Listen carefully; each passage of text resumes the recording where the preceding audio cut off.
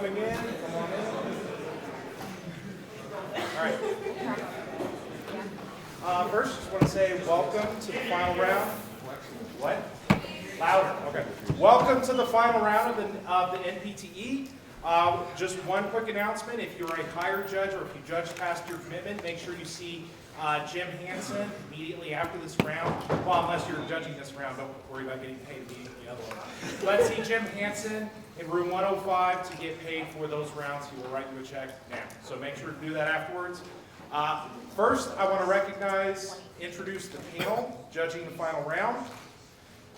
Will Van Truren from the University of Colorado at Boulder.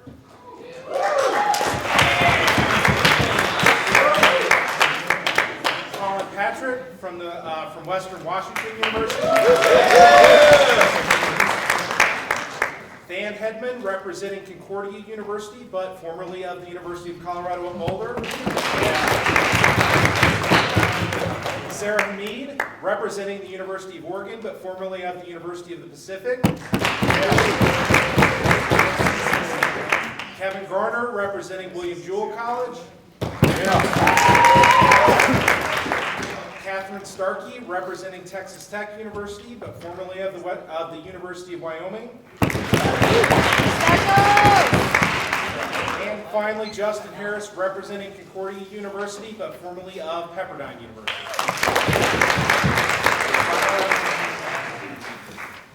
I would like to introduce the government in today's debate, Southern Illinois University, RS.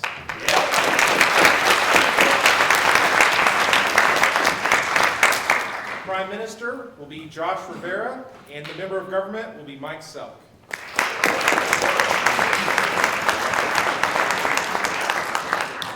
And the opposition is Whitman College DM.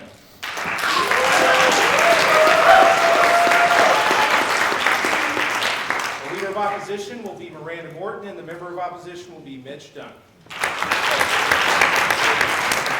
Also want to mention for SIU, the coaches of SIU include Todd Graham, Kyle Cheesewright, and Steve Reese. Coaches for Whitman College include Jim Hansen, Nigel Ramos-Leslie, Zach Sheeta, and Adam McKibben.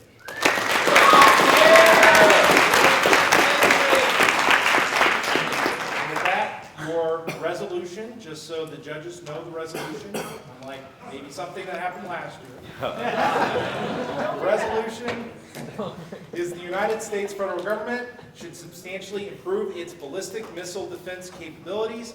I would remind you, this is a large room. I would ask for people to be absolutely silent during this debate. Be sure you turn off your cell phones. It's very hard for the judges to hear if people are not silent. So, and also, please speak up. So, and with that, we'll get started.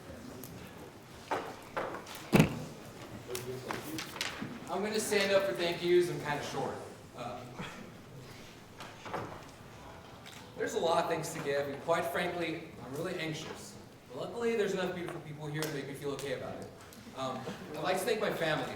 They're 6 hours away every time I'm in Carbondale. They're always on my mind. I know without their support, I probably wouldn't be here. I'd also like to thank Chicago. Weird to thank a city, but I think my experience living there has informed the way I debate, and I think a lot of people see that. I'd also like to thank my teachers, who took the time to pull me out of my English classroom where I was failing, to be like, take all the things that you talk about to debate and produce something out of it. I'd like to thank the people who challenged me, my debate family. Ben, who sat in the back of my room in a really bad high school policy round and was like, this kid has potential, and got me into college because of that. I'd like to thank the community, from the community colleges to large universities. I think Parley Debate represents a lot of people out there, and that makes me really excited. To our host, University of Nevada at Reno, the people who tirelessly work to make sure that the activity continues, not only the people who have allowed for this to become efficient, like Joe Glasdale, Phil Sharp, Gina Lane, Conrad, Joe Gant, but also the people who pick up after you when you leave the round. Like, every mechanism, every body who chooses to come here is necessary for us to talk, and I think it's important to recognize them. I'd also like to thank to the people I'm debating and to everyone I've debated. Funny story is, I went to Whitman for debate camp, the only one I could afford, and Mitch was my lab leader.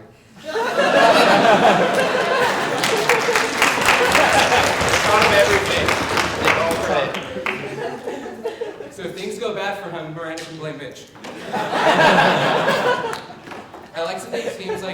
SIU, Concordia, and the countless other schools whose stories I have heard but have not been able to experience, who seek to expand the conversation that occurs in debate. I remember in high school, some of the things you hear me talking about now were kind of viewed in a weird light coming from a city school. And when I see there's more teams open to that, it gives me hope for the future. I like to debate my coach. I like to thank, not debate, that would be weird. I'd like to thank my coaching staff, Todd, Steve, Cheese Right, Sid and Ben, who also serve as coaches, not only in debate, but also in life. And to people like Kevin Calderwood, who was there the year before, helped me actually go for hedge my freshman year, not something I wanted to do. And finally, Mike. Him and I have both been through a lot, both in debate, out of debate, both good and bad. But if I had to do it over again, there's nothing I would change. And so I'm happy to give this PMC. Hope you all enjoy.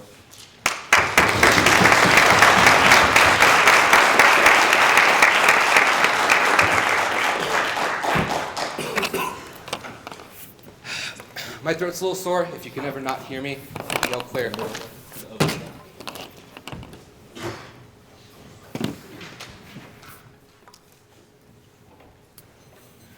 Observation 1 is the resolution analysis. The Ace Point's resolution. The United States federal government should substantially improve its ballistic missile defense capabilities. The B's point that this round should be evaluated the net benefits seeking the cost plan versus the benefits plan through the lens of a policymaker. Observation 2 is inherency. The Ace point is that the U.S. funding for ballistic missile defense has increased the status quo. In 2011, there was a substantial increase within the context of the way in which we did defense spending, and there will be a slight increase into the next 5 years. The B's point is that, however, the U.S. has failed to fully integrate its ballistic missile defense system. In 2012, the National Academy of Science indicated that we currently use boost-based interceptors, which means that we are now allowing ourselves to fully integrate the battle command system, which allows failures to occur. Thus the plan. The United States federal government, through an act of the Department of Defense, should assimilate missile defense sensors of all potential interceptors through an integrated battle command system. Again, the USFG, through an act of the Department of Defense, should assimilate missile defense sensors with all potential interceptors through an integrated battle command system, funding enforcement via all means. Any questions? Not so far. Okay, observation 3, solvency.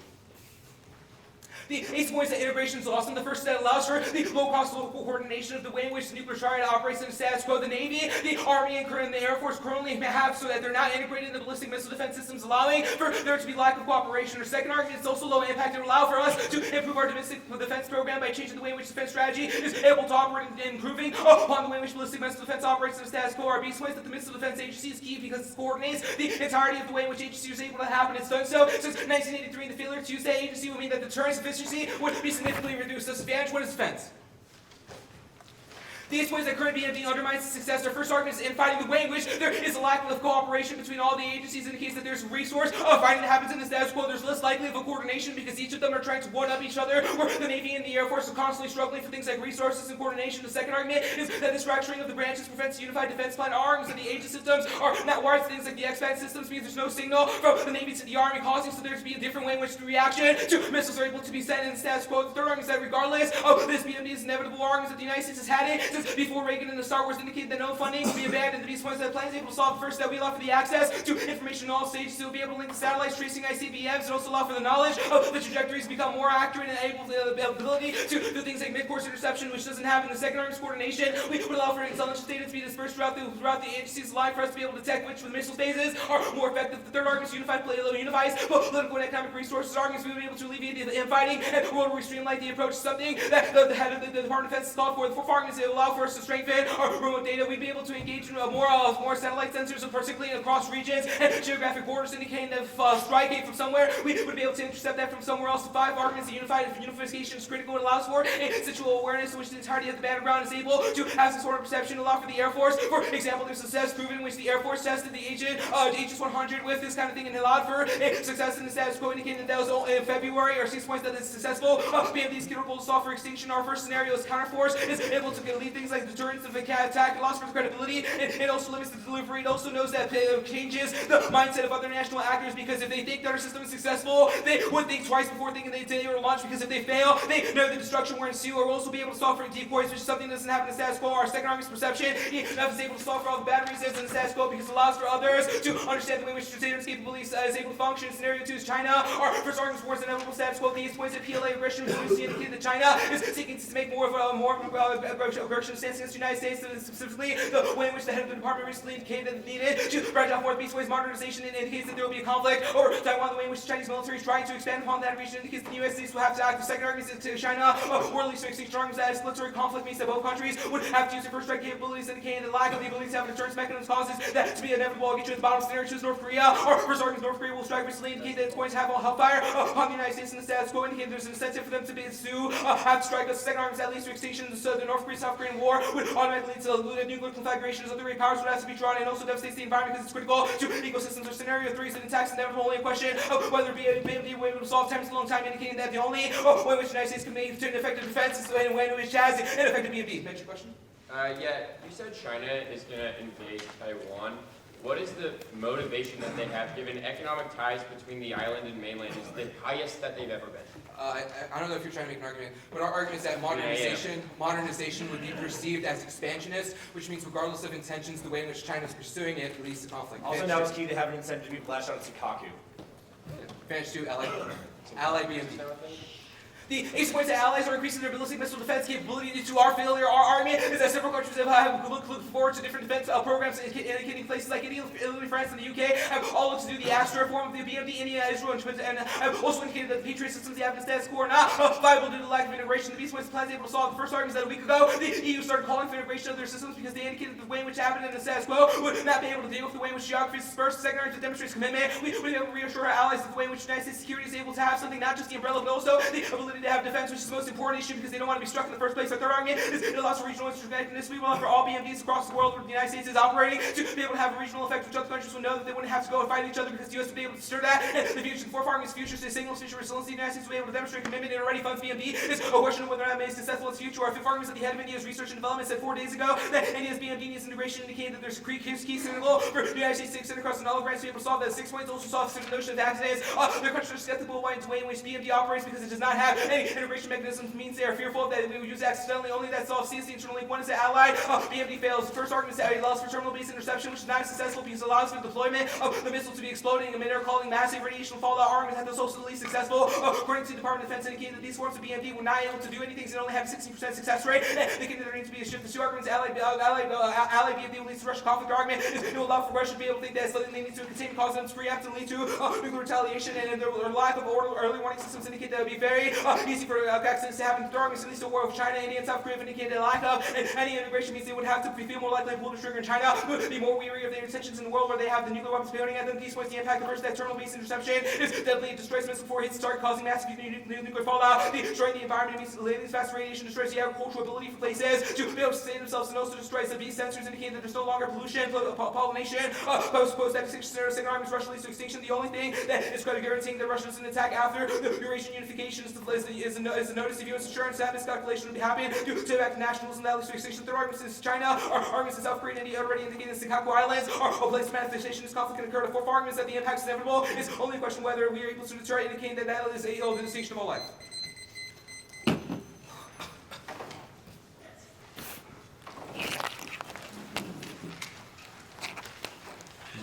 Okay, the order, oh wait. I'm supposed to thank you for, I'm gonna stand for it. Forgot about that. And then we'll worry about the order after that. Okay.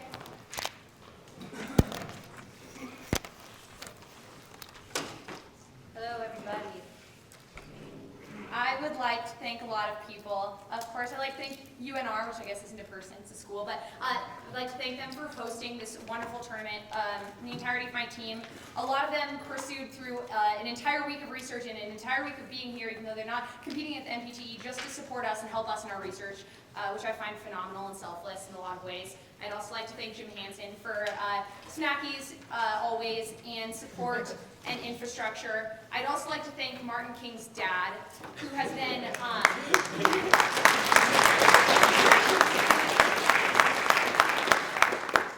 a source of inspiration for us all. He won the NPTE back in the day. And has been just really supportive. I'd also like to thank Nick Robinson. I don't think I'd be doing debate without him. He was my first coach, and when I came to college, I thought I wanted to be a sorority girl, so I guess things have changed a little bit, and I credit him with that in a lot of ways. I might also like to thank Tom Shalley, who's a great friend, a great judge, and a big inspiration for everyone involved in Northwest parliamentary debate. I know I'm not speaking just for myself when I say that. And my best friend Olivia, who I think has watched more rounds of me debate than anyone else on earth besides Matt Gander. And who's always there for me. And Zach and Nigel for being the two best coaches anyone could ask for. I couldn't say enough about the way in which those two great and powerful minds work together in amazing ways. And I'd like to thank Nigel on a personal note for being such a wonderful friend for 4 wonderful years together. My mama and my boyfriend have been sending me hundreds of texts of support, telling me to have a positive mental attitude, which I think is wonderful. And finally, Mitch, who's been an important friend and an important ally this year in debate, and also someone who's pushed me in ways I never thought I would be able to debate, and who's opened a lot of opportunities for me, not only in continuing with debate and being here, but also just in the way in which I engage with the world, and the way in which I think about things I'd never thought about before. And with that, I promise I wasn't thinking about debate while I said that. And I'll now tell you the order, which is 1,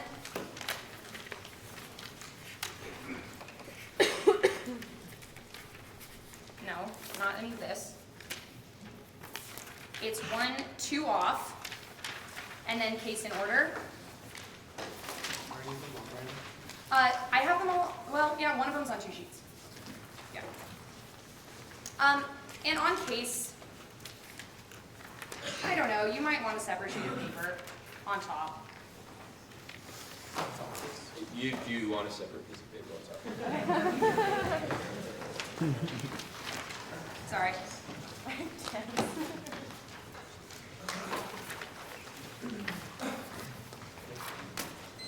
Whew. Well, this is nerve-wracking. Can everybody, it was kind of like hard to hear down there. Are you guys good? Okay.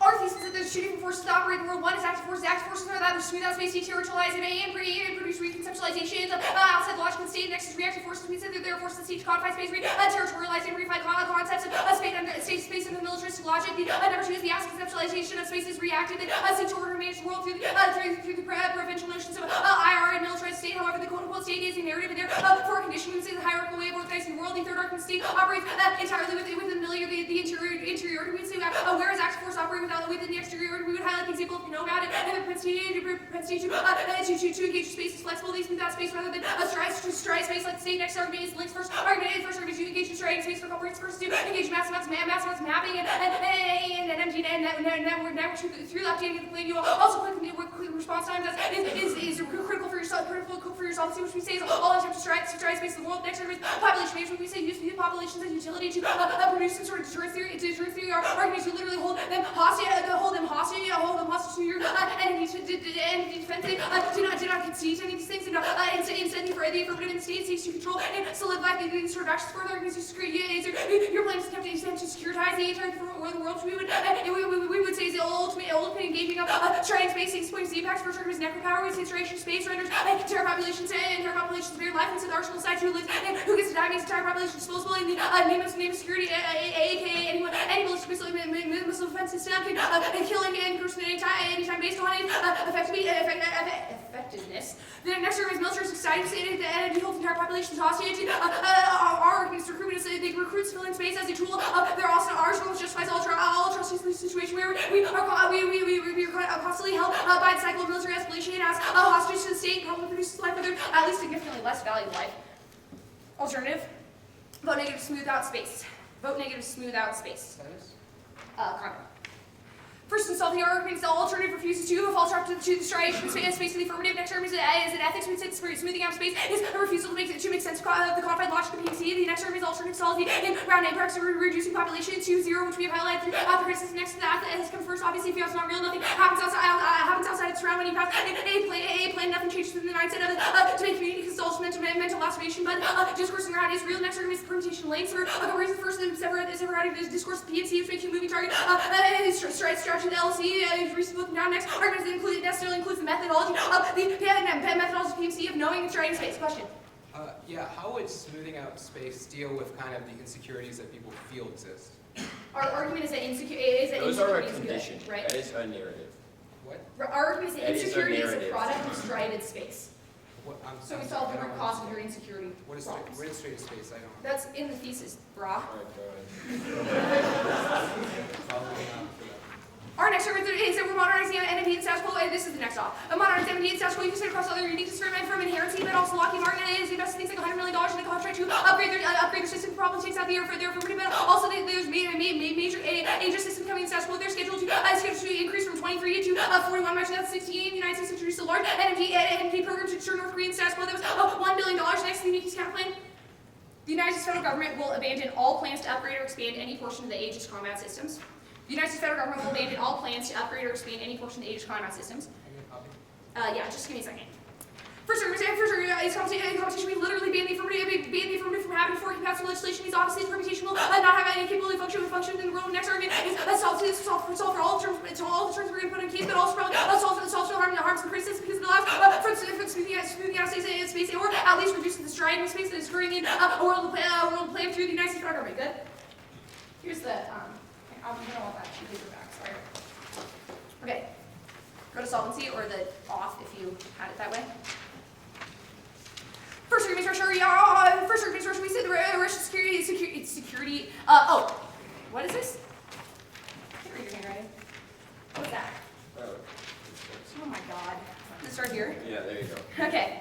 The first argument is that the plane forces are large arsenals of vertical proliferate because an NMD will have capacity to stop small amounts of strikes. We said the new Aegis have better launching mechanisms. Also, you improve all those systems of deterrence through your plane. We would highlight a couple of different examples. This first example would be Iran. We say they're not proliferating status quo. The IAEA says that they are just bluffing right now, and the Director General reported that there's been noted progress on Iran since that they we would say that in a world of the affirmative plan, Iran feels nothing. That they can do nothing except for vertical proliferation because they have to be able to somehow outmatch the NMD systems that have been upgraded throughout the system. We say vertical proliferation is bad for a couple reasons. First, it leads to Israel first, right? They view Iran as an next threat. That would lead to biodiversity collapse because 25% of the world's biodiversity is within the Indian Ocean. Even if it was conventional war, it probably lead to biodiversity collapse or killing millions, but it would probably be a nuclear war because they want it to because we came out in 2012 and said that we gave them bunker busters.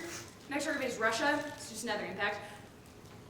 Russia security expect that NMD is going to go down in status quo. Even NATO said that they were willing to pull ballistic missile defense out of Europe in status quo. But we would say that Russia has cited advancements in NMD before us. It hasn't kept to proliferate. The last time that we put NMD in Europe, they launched 2 different nuclear tests. Our plane has to because Russia. Proliferation would be bad for a couple reasons. The first argument is that they don't have a very good security system. The high likelihood of miscalculation. This argument comes in from the affirmative. Necessarily means could be engaged in a nuclear war. But the next argument is that it necessarily causes proliferation of our allies because it shows the United States it does not have the capability to control whether or not Russia proliferates or not. Means we're going to get into their advantage too. Go to advantage 1. They say ballistic missiles are inevitable, not in a world of the counterplane, clearly, because we cancel that. Go down to their links level. They say that they engage with more satellites. We say this is linked into the criticism satellites, literally the ultimate striding in space, in the point in which we own the panopticon that see the entirety of the world. What? You good? Okay, go down to their impact level or their CSIP point. They say that war with China is inevitable and status quo. We say that this is indicative of the United States hegemony and status quo. The fact we have new NMD all over and things like massive aircraft carriers all over the world. China doesn't have any of these things. It means they have to proliferate the status quo and want to go to war with the United States because they view them as a geopolitical enemy. We would highlight this the same thing between same thing as North Korea, etc. But also what? There's no war between China and Taiwan. Economic interdependence, highest it's ever been. Also, economic interdependence between China and Taiwan is the highest it's ever been. I think Taiwan just elected someone who's actually pro-Chinese nationalist. Probably means there's no chance war in status quo. Go to advantage 2. Allies are proliferating status quo for a couple examples. First, the AD vaccine both supposed to be allies of the United States, obviously doing massive proliferation in status quo means that all of your impacts probably inevitable. Also, places like South Korea have come out and said that they would like to proliferate. They're asking places besides the United States to sell nuclear materials because they know they can get it from the United States. They're engaging with even engaging with trying to engage talks with China and the status quo. Also, Turkey says they are going to proliferate if you don't do anything about Syria and the status quo. Obviously, nothing is being done. They view their border as insecure right now. Means that they necessarily proliferating right now. You have no capacity to solve for anything. Alternative causes. Next argument is that Russia conflict should have been triggered by things like the NMT that we have all over Europe, or by the should have triggered the link. Also, we highlight the miscalculations inevitable in the status quo, and the Senkaku Islands, cross-plate analysis about the United States and China economic ties.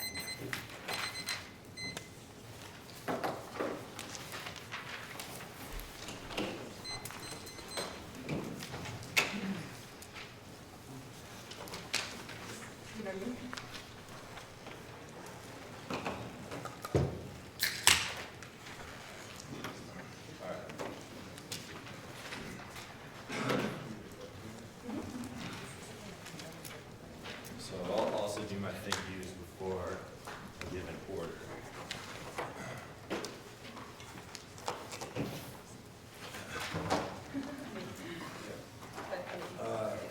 All right, so I'm mainly hoping I just don't choke up during this. Well, we'll see if I can get through it. I think that all of this really happened because I got a nickname. And I know that seems like a really weird thing to say, but in all reality, I used to go to all of these policy debate camps, and around me, I would continue to see all of my peers get these nicknames, and they would be awesome nicknames. Like my old partner got this nickname, Cash Money. Her last name was Dollar. But I went year after year and never got a nickname. I still was just Mike. And that's the kind of thing I think you convince yourself of that doesn't really hurt. It doesn't really matter because it's just a stupid nickname. And it turns out it really does. And it continues on your collegiate career and everything. But I tell you that because I think I made a decision then, after feeling like I wasn't as good as the other debaters, to want to just get better. And I struggled with that process along the way because I think it led to a lot of my flaws.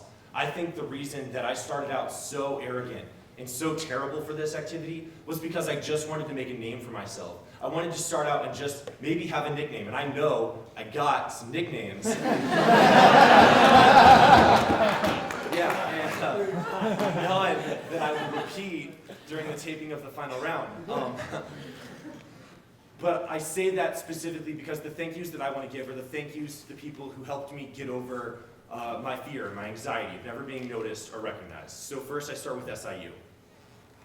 I want to start by thanking the SIU debate team. This starts off with, I think, my amazing coach, Todd Graham.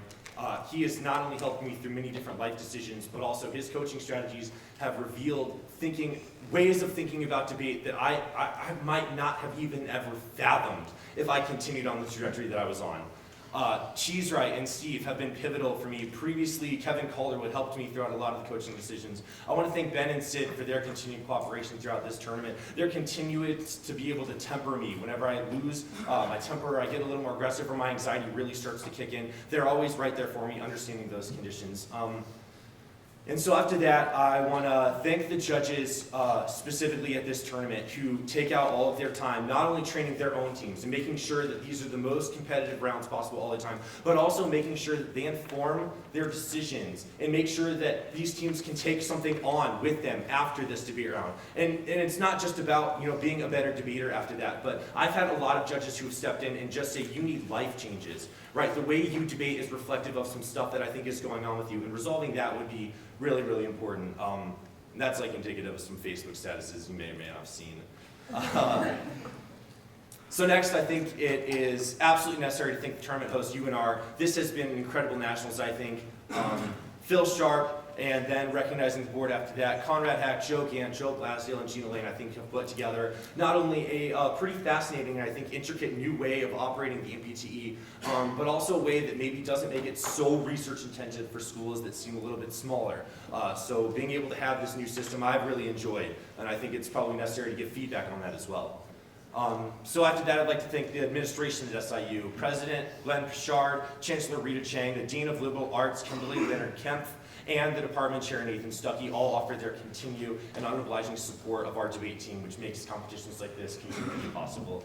I'd like to thank my competitors, Whitman right now. We've only debated, this will be the third time this year, but I think our debates have been excellent. And I really appreciate what you all bring to debate, the entire Whitman squad, as well as the rest of the competitors that Josh and I hit at the NPTE. The level of competition, I think, always goes up and always gets passed on. And finally, I want to thank Josh. I think that I echo a lot of the sentiments that you sort of revealed about me. Josh and I are also roommates, so the fact that we still get along after all of this, I think is truly a test of a valid partnership and successful partnership.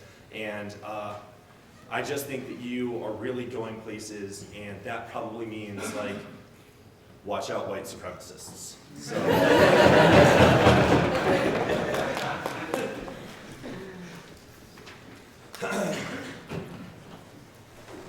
And so,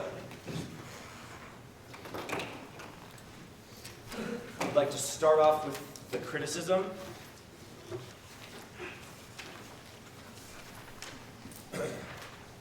And that'll start at the links era, or page if there's multiple pages. If not, I'm just signposting this. After that, we go to the alternative. I'd like a new sheet of paper after that.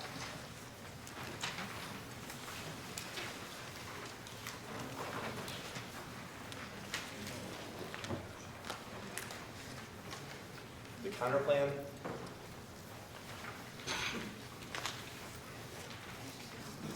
And then it's the case.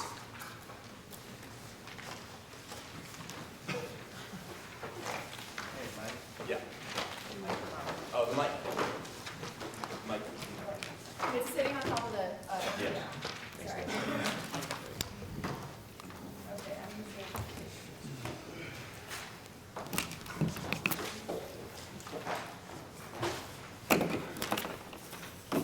Oh, I didn't do this. What do you need?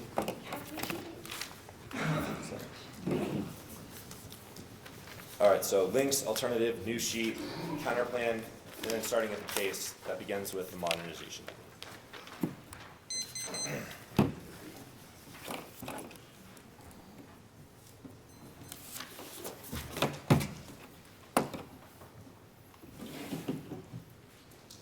All my judges ready? And Whitman?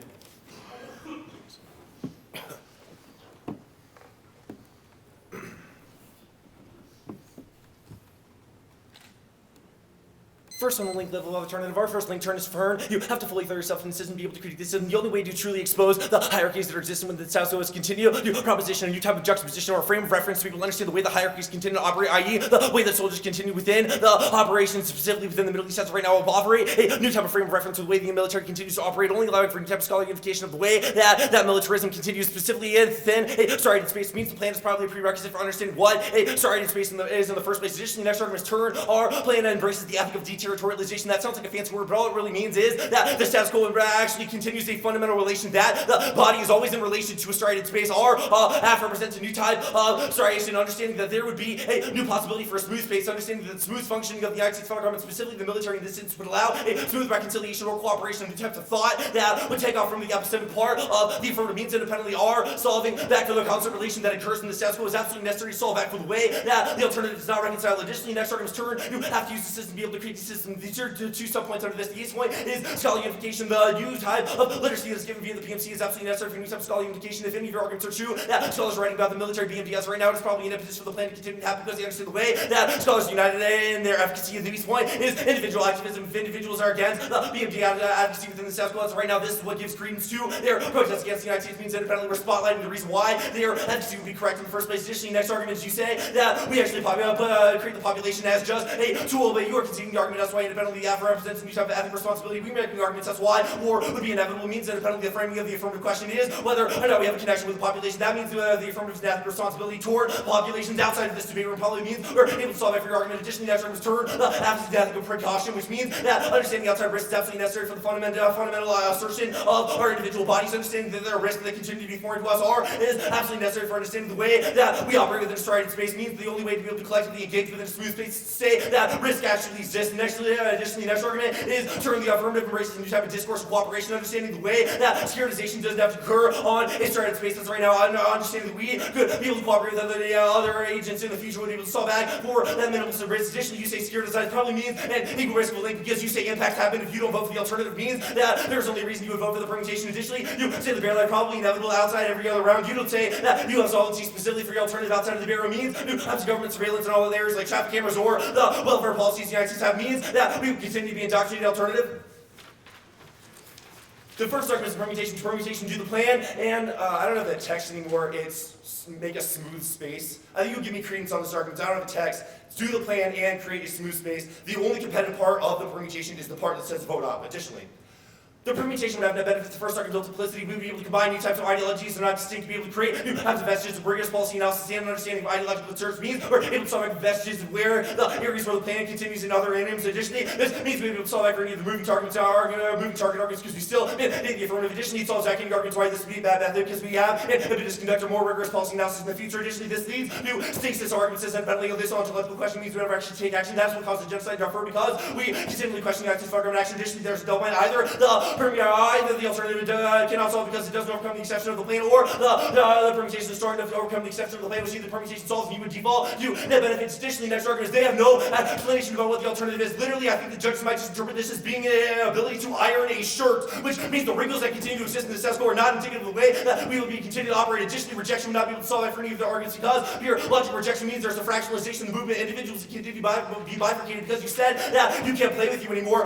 Additionally, next argument is you still link to this argument because the alternative is armrest in and of itself, i.e. you indicate that there's a central point which would be able to create a smooth space, which probably means that you have a link of where knowledge comes from, which means that you're not able to resolve any of these questions because you pinpoint the alternative is absolutely necessary. That means it's armrest in nature, not rhizomatic, not smooth, definitely. And Kondo?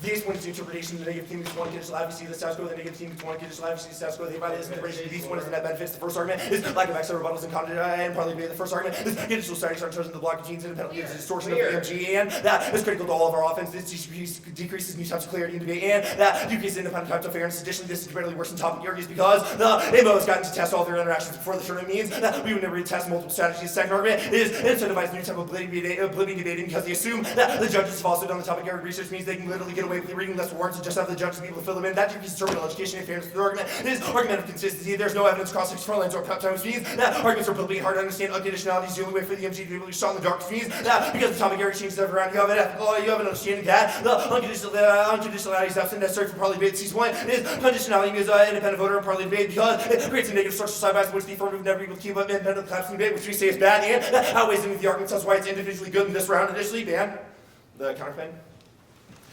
First argument doesn't solve back for to give the verdict. The first argument is you don't get rid of all BMD, which means you make the pivotal mistake. You only get rid of the Aegis cruisers. The United States Air Force and the Army would continue in all of the areas means that there's no effect to be able to solve that for any type of defense. Additionally, second argument that leads you compared to the more allied freak out because they're the ones who are relying on Aegis in the status quo, which means that these type of BMD wouldn't be able to resolve them because there's not an increase in interoperability, which means that allies have an incentive to freak out against the plan. Additionally, this would still link to the criticism in the world which you're operating within a certain stage. You have literally no warrant as to why this is not linked to the same militaristic mindset. Our argument is independently. You still prop up the fundamental notion that BMD is good by increasing within the Army and the Air Force. Additionally, there is a turn argument. You wouldn't be able to hurt the economy. $80 to $35 billion within the United States funded based on our Aegis cruisers means that after the United States Western there is new type of fiscal discipline. You get rid of $35 billion within the economy annually, and that will lead to economic class 3 state costs, resource wars, and lack of conventional mobilization cause that war to go asymmetrically, and that leads to extinction. Additionally, case. These are status quo souls arguments. You say that there's an impetus to be able to modernize. Now, that probably only takes out the reason why there are dissents to the case because it's perceived in the status quo. However, it doesn't solve that for any of the app because these BMD efforts are not inter-operational, which means that independently, that is just the Aegis trying to increase its operations while the Army is continually sidestepping it, which means it's proven to be able to fail. You can see the case solvency arguments. It says the February 14th test has proven that only interoperable cases are able to solve, which means we're able to solve that for the perception of deterrence in the future. Additionally, you say Russia.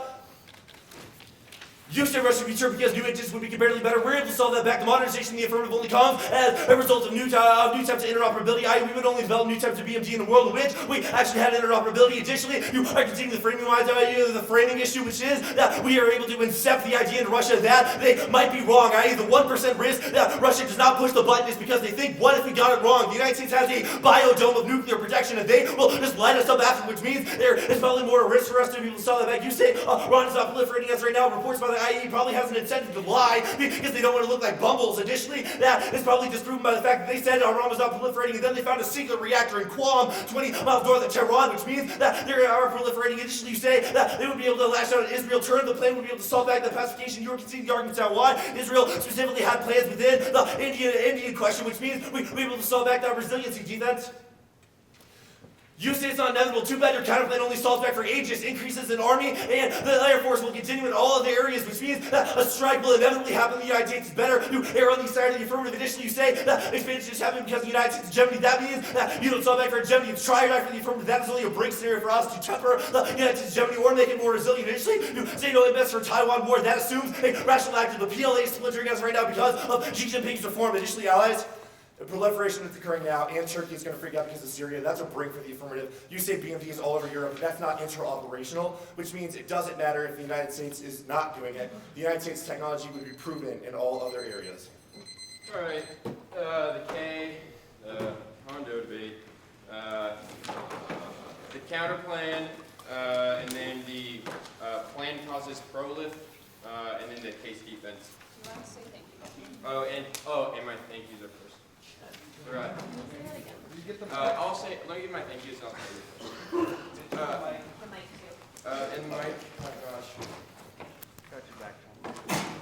All right. The first people I would like to thank are the judges. I know that they said the ones that are judging right now, you don't have to go to gym to get paid, but you should go to gym immediately after you fill out your ballot to get paid. Leave it at that. Next, I want to thank my mom and my dad, obviously. They actually, I'm not even sure they know I'm in Reno right now. They know that I was on spring break doing a prep session, and then I was going to nationals.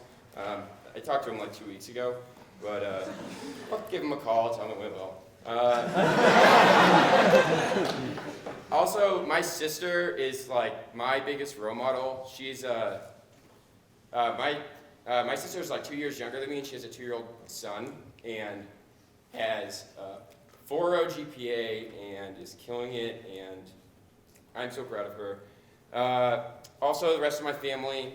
Next, I want to thank Jim, because without you, I probably wouldn't be in college, because you bent the rules, got me in. Next, I want to thank Nigel and Zach. Nigel, for making it to the end of the year. Zach, for being the central component of Nigel making it to the end of the year. And Adam, for all of your poop jokes. There's a couple seniors. I want to thank my team. Everyone did so much work. Like, everyone knows that the Whitman team is so good at doing casebooks, and no one knows more than me, because I get to read them all. But also, there's some seniors, Andy, Carly, and Sean. You are all my best friends. I love you. The rest of the team as well. The Northwest, you're all amazing. U of O, Dodge, Shally, Gander, Shamid, UPS, Drake, he taught me everything I know about debate. Lewis and Clark, Western, Idaho, Joe Allen, Kyle Dennis for putting me in my place last year when I asked a question, or for asking too many questions. It was the first question that I had asked, but apparently that was too many. But that's fine, I deserved it. I want to thank Shampa Biswas, who's my advisor in the politics department. She's helped me a lot with my thesis, which happens to be on nuclear weapons, which is convenient. I want to thank SIU. We have not gotten to debate you all year until this tournament, and we were waiting, and you got us twice, but hopefully we can get you this time. But as always, it's good. And lastly, I want to thank Miranda. You're one of my best friends, and I wouldn't want to debate with anyone else. And I've gone a bunch of places with you, and I do debate because of you, and you work really hard, and I'm really appreciative of it. And with that, I will give the order again, which is, what was it, the K, conditionality, the counter plan, and then the your plan causes prolif page, followed by advantage 1 and advantage 2.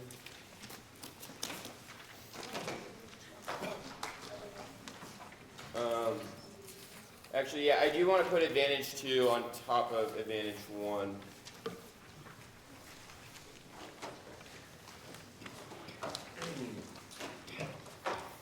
And there'll be like an overview on top of the pro-lift set. Ready? The mic something. Oh God. Jesus. No, he says no. Cameraman says no. Don't. The state says no. Work. Surveil away. Alright, ready?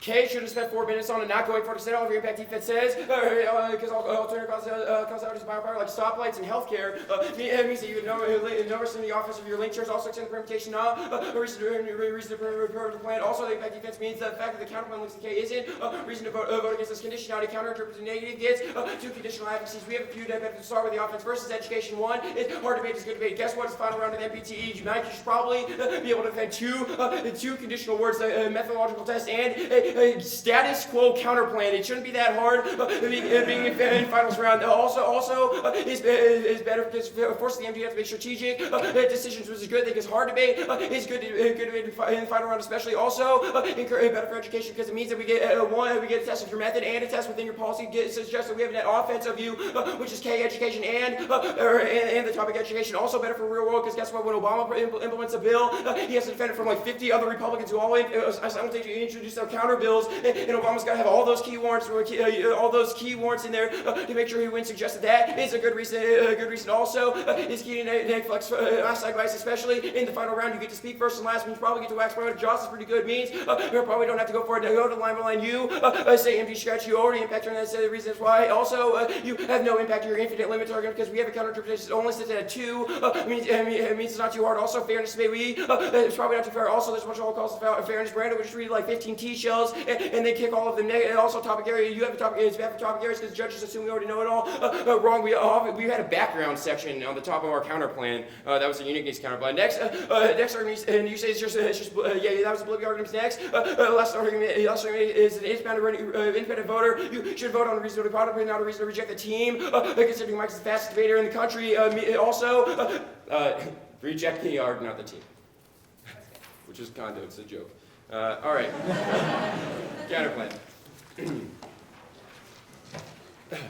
Counterplan provides uniqueness for all of our impact turns. They try to be tricky and extend their inherency. Says NMD is inevitable, increase is never wrong because the counterplan fiat said that doesn't happen anymore, which means, i.e., do you see extinction in status quo? I don't, which means there's only a risk that implementing new NMD causes rapid proliferation. Hasn't been vertical proliferation in status quo. Only things like small scale increase in arsenals. Like maybe there's a question Iran might be proliferating, and North Korea has had 3 nuclear weapons tested like the last 10 years. Suggests that none of this is vertical. You've conceded a framing analysis, which is how you interpret the entirety of the gap, which in a world in which the United States massively boosts NMD by things like command and control systems like their AF means that all major arsenals have to increase rapidly to be able to escape the security paradigm. They if they make their NMD way more effective means that arsenals have to go vertical to get to like 300 or 400 or 500, 600, 700 constantly outpace the constant necessitation of NMD. That is the only way they can have sufficient second straight capability. This should be how you evaluate the entirety of the case to be. The counterplan resolves us to go to the line by line. You say we don't solve any of your F wrong. We're going to win the U trigger pro lift, which means your impact turning or internal link turn your F next.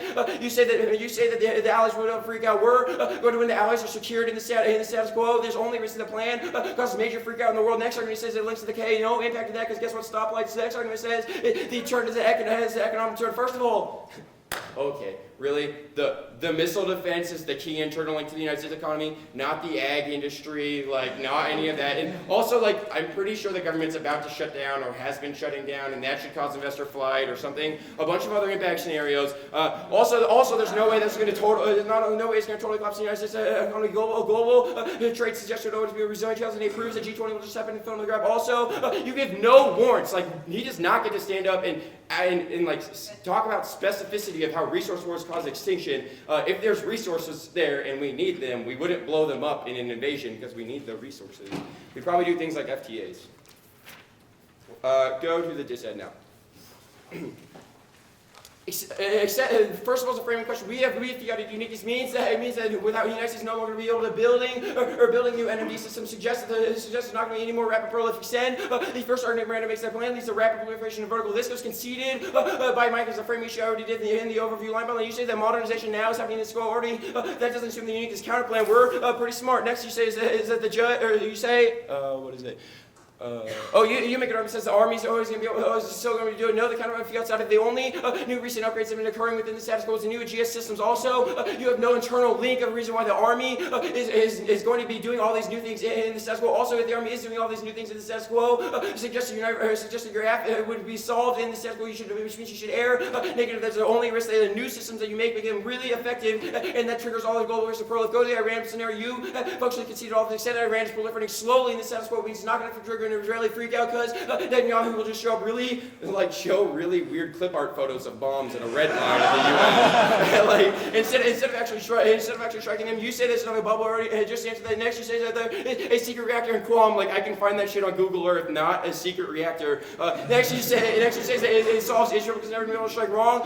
You can see the framing analysis is not going to happen in this escort. The only risk of the plan, which massively boosts NMD, means Iran freaks out and actually has to massively increase their arsenal vertically in order to face sufficient second strike. That causes, you can see that causes rapid, and that in itself would actually lead to Israeli first strikes. You can see it causes extinction of the because the biodiversity loss in the Indian Ocean, which is an independent dissent to your F. Go to the Russia dissent. Extending it is a Russian proliferation not having success, which is extremely slow because of things like NATO poll. If you just say the Afghan modernization will be able to solve, you can see the framing analysis that the Russian proliferation would be vertical. They already have the tech and have done it 40 years ago. Suggests that it would be which suggests it would be too fast for your NMD to keep up, which means there's no way you'll be able to solve back. Also, your NMD implementation wouldn't happen for a really long time. Suggests that the proliferation would occur beforehand. You can see that they have shitty early warning system means this miscalculation. You say 1% is not a very big risk, but it's probably huge in order. Mr. Arsenal is getting really big. Especially since most of the Russians are drunk on the job, which means that they're probably not going to be able to do it. The youth can see that causes extinction, miscalculation. You've also considered the entirety act as a world in which Russia proliferates rapidly. All your actors are way more likely to proliferate. The internal link is probably the United States, or the internal link, if Russia proliferates, everyone would proliferate in your scenarios. Go to advantage 2. This is why you don't put the gates on top. Or on bottom. You can see the slew of impact defense advantage U, which takes out the entirety of. You can see the South Korea, or you can see the oh wait, hang on. I'm going to go for no, not both inevitable. Hang on. You said the last one, the economic intervention to be able to check. Also, you can see the miscalculation in the status quo means no risk of it happening. Also, if you do win the proliferation debate, it probably means that proliferation inevitable in the status quo. You can see things like India packs that takes out the entirety of that. There's only, but you can see the framing issue that the status quo proliferation that's inevitable is something that's slow and moderate that everyone can keep up with. You can see the world in which your plan makes it go rapidly vertical, which means it turns the entirety. You go to the say the counter you can say hang on. Your impact marginal answer. First of all, you can see defenses says economic size check. War between United States or between China and Taiwan means it's never going to move in that. Goes concede. You said you make an argument about how should be able to try or W. You can see they don't even have aircraft carriers. They can't be doing anything. Also, you didn't extend your North Korea scenario, which means I've already done an analysis of why they're proliferating slow in the status quo. This debate is really simple. Do you see extinction? No. Only a risk we freak everyone out by making our NMD really good and then prolif goes vertical. You can see the framing issue.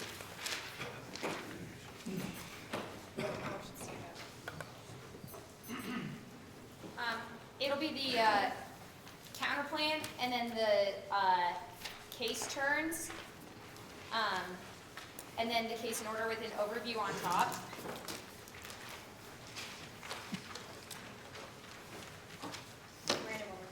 Sorry, it's the counter plan, then the case turns, then the case in order. I'm gonna say an overview on top. On top of the case? On top of the counter plan. At the very beginning of my speech, there will be an overview.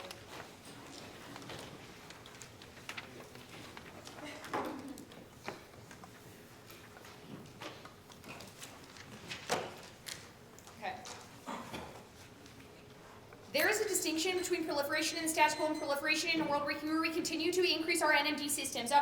We are winning arguments to say that proliferation in a world where we continue to upgrade and expand NMD only leads to rapid proliferation of our enemies, not our allies. We have arguments that suggest that we'd be able to control our allies, but that we have no capacity to control places like Iran and Russia. That is going to be the deciding factor for this round, and the reason why you're going to be voting for the negative. Look, let's go to the counterplan now. The counterplan simply provides uniqueness for all the claims that we're going for on the affirmative. It says that we should cancel all of our NMD systems because we are headed down a disastrous road. This is conclusive with what SIU is saying. It's just a question of whether the mechanism to solve is just to continue to create more and more NMD, continue to upgrade NMD over and over again, while everybody else continues to be antagonistic, while North Korea keeps having nuclear attacks, while Russia while Russia has the propensity to proliferate, or whether we should change that. The counterplan is a major change to that. The thing that they go over on the counterplan is this economics argument. First of all, I think Mitch is right, but also they have still the rest of the military, the places like Lockheed Martin have the capacity to invest in, means that this industry probably isn't big enough to collapse the United States government. Also, we're winning arguments to say that econ ties check, which probably means that econ ties have the capability to make the United States economy resilient in this situation. The turns. They may go for this argument that there's still other NMD that exists in the status quo. Our argument is that what exists in the status quo, the NMD that exists in the status quo, is not enough to trigger places like Iran and Russia freaking out. The Aegis, the new plan that's been incentivized in the status quo, is about to start. And the world of the plan that increases this even greater. Just looks like we are starting to expand and get more and more aggressive. This is the key internal link to freaking out Iran and Russia. First of all, on the Iran scenario. Even if they went to Iran's proliferating the status quo, that proliferation is slow. They concede an argument that says that even if the IAEA says that they're just bluffing, that they don't actually have any nuclear weapons in the status quo, and that they have nuclear facilities that they're trying to update, but that the proliferation has not been rapid. They also concede arguments that indicate how Israel would react to these situations. We tell you that Israel feels secure in the status quo because Iran is slowly proliferating. Israel feels like it is on top of the game when it comes to Iran and has first strike capabilities. The point at which Iran begins massive, rapid proliferation, which we see is first of all unstable, second of all vertical. That leads to Israel first striking because they're no longer believe that the United States is a credible threat on this question. On Russia, this is the critical one. They concede an argument at the bottom that says that if Russia does any sort of rapid proliferation, that would cause massive allied proliferation because it would show that the United States is losing the geopolitical battle. But it would also cause massive proliferation all throughout Europe, which we say would embolden all of our allies to proliferate. Probably means that this is the internal link to your advantage number 2, but it's also the internal link to your advantage number 1 because that is predicated on a Russia conflict. We can characterize Russia as antagonistic, not opportunistic. Our argument is that over the course of history, whenever we do things like put TNWs or new missile defense systems around their region, they have responded by increasing their military efforts, by increasing their budget, and by doing new sorts of tests. Means we are getting the most probable scenario for a Russian proliferation that could lead to something like miscalculation or allied prolif, which apparently leads to extinction. You good, Mitch? Yeah, there's only one other thing, which is that they might go for our NMD will shoot it down, but that's like going to be like 20 years. Yeah, our NMD takes a long time to happen, and also our argument is miscalculation happens in a world in this world as well because as the NMD gets better, the Russia has to proliferate more and more, which is the argument that they conceded, the thesis of that. On advantage 1. They concede on advantage 1 and advantage 2 that economic interdependence checks in the status quo are because there has to be a massive shift in the way in which proliferation is happening, which is in a world of the plan or the status quo, in order for there to be any chance for this proliferation to deny the ties of economic interdependence. It's only through a situation where rapid proliferation makes everybody feel so insecure for a chance of miscalculation that they have the capacity for a first strike.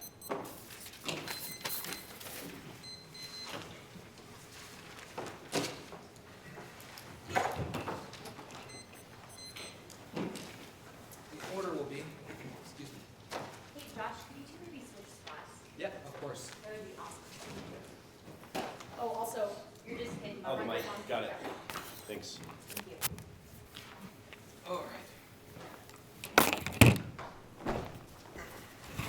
Order will be counterplan, the disad, advantage 2, advantage 1.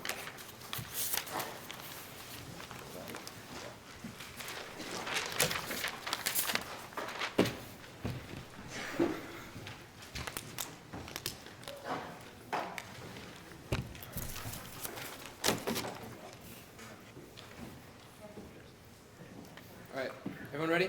Yep. The ballot would say it was try or die for the affirmative because Whitman wrote their counterplan text wrong. It does not ban all BMD. Does not ban all BMD. Circle and star this. No uniqueness for your terms because allies will feel like they have to continue proliferating in the future because in a world where you get rid of some BMD, that doesn't make them feel better. They will have to feel like they have to prolif. No offense to your terms. You should have gone for something else. Counterplan.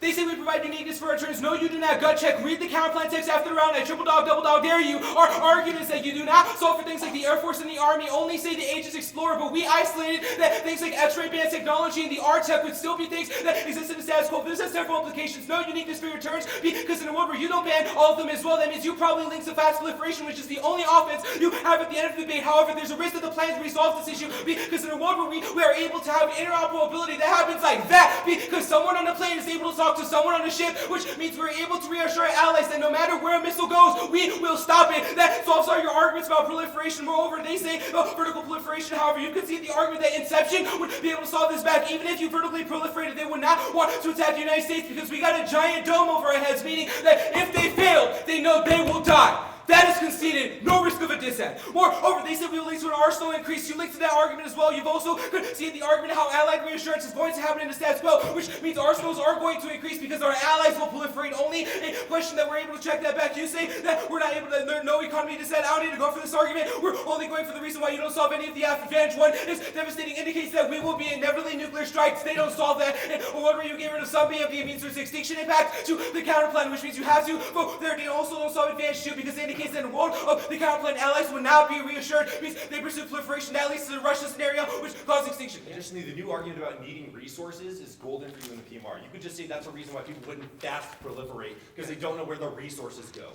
Moreover, the new argument about bringing resources is devastating, indicates that it's the reason why people would not fast proliferate because they wouldn't know where the resources would go. Is that what you want to make? Absolutely. Dissent. This entire dissent assumes that advantage two did not exist.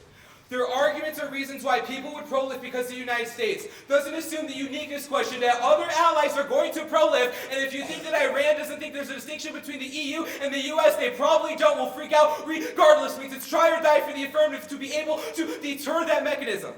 Moreover, they don't have a reverse causal relationship between the world in which the counterplan is somehow being able to solve for proliferation. We have a couple devastating arguments to solve this argument. First is modernization is coming in the status quo in a world where you don't ban that because of your counterplan text indicates that there's inevitably a reason why proliferation will happen. However, we are able to resolve that root cause impact because we allow for interoperability and reassurance to other allies. We also deter them from having to strike and the status quo. You see status quo solves not an argument you can go for. You've already conceded reasons why India and South Korea indicated that absent the ability for the United States to have a credible deterrent, they will proliferate. Counterplan does not ban India and South Korea proliferating, and that is a critical issue here because if they perceive the counterplan to be anything that would mess them over, they will launch first, which happens on a quicker time frame because we've already had arguments why 3 weeks ago Indian scientists called for us to have to increase our interoperability or else they would strike Pakistan independent extinction dissent to your counterplan. They say Iran freaks out. No, they wouldn't. Reagan has been using the Star Wars all the entirety. This is not a unique argument. Moreover, this argument is ridiculous. It's saying that Iran will freak out because suddenly our airplanes talk to our ships. Not a unique warrant to the affirmative. Moreover, deterrence resolves that issue. The attack would not be successful even if this happened. Moreover, allied prolif would be able to resolve this issue back because they compress. You say Russia, our argument is that absent the ability for you to write a proper counterplan text, that BMD is inevitable. And the Cold War probably would have checked that argument back. You see the flank's long term. This is not a warrant to their long-term argument. You can see the argument that it's just integration. That stuff happens like that, which was our solvency arguments of why it's low impact and cost effective.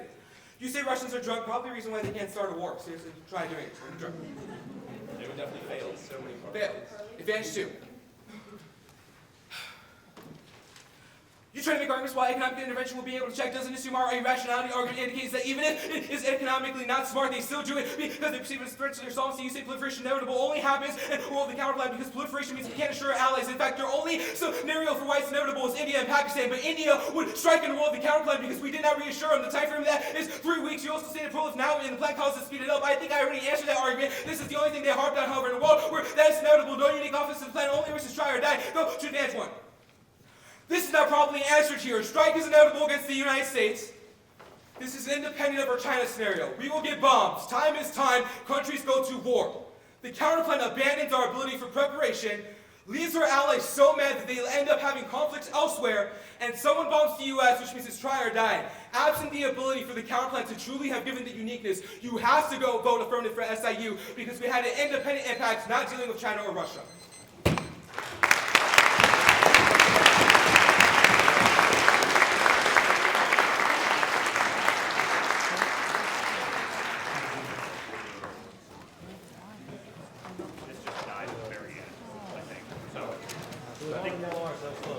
I think it got everything. Didn't do it on purpose. Just thought my hand was up. Oh, I